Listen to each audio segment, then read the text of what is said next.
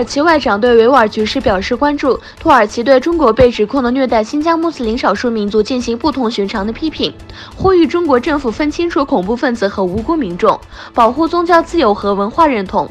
土耳其外交部长梅夫吕特恰武什奥路近期在联合国全理事会上表示，土耳其承认中国打击恐怖主义的权利，但是应当尊重宗教自由，确保维吾尔和其他穆斯林少数民族的文化认同。他说，有关侵害新疆维吾尔人和其他穆斯林人权的报告令人严重忧虑。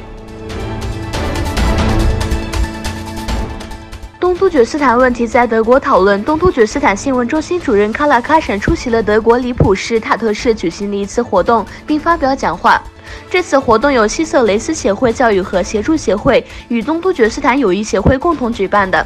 他介绍了中国在东突厥斯坦实施的镇压和同化政策以及最新发展情况，并呼吁各方团结在一起抗议中国的压迫。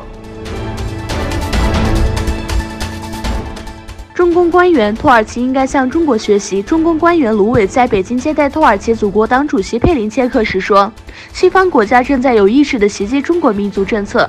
他声称这些国家同时遏制土耳其发展。他说，中国反恐经验对土耳其来说是个典范。伊朗外长扎里夫宣布辞职。扎里夫通过社交媒体发布消息宣布辞职。与此同时，叙利亚总统阿萨德首次访问伊朗，并分别会见伊朗精神领导人和总统罗哈尼。有人称扎里夫的辞职可能和阿萨德的访问有关。奥地利对难民实行宵禁，在奥地利极右翼政府正准备对难民采取严格的做法，例如宵禁和安全监禁。奥地利联合政府的右翼内政部长赫伯特·吉克尔在新闻发布会宣布了关于难民新措施。他表示，截至3月1日，对于申请庇护但尚未获得难民身份的寻求庇护者居住的某些宿舍将实行宵禁。哈萨克斯坦新政府成立，哈萨克斯坦新一届政府正式成立。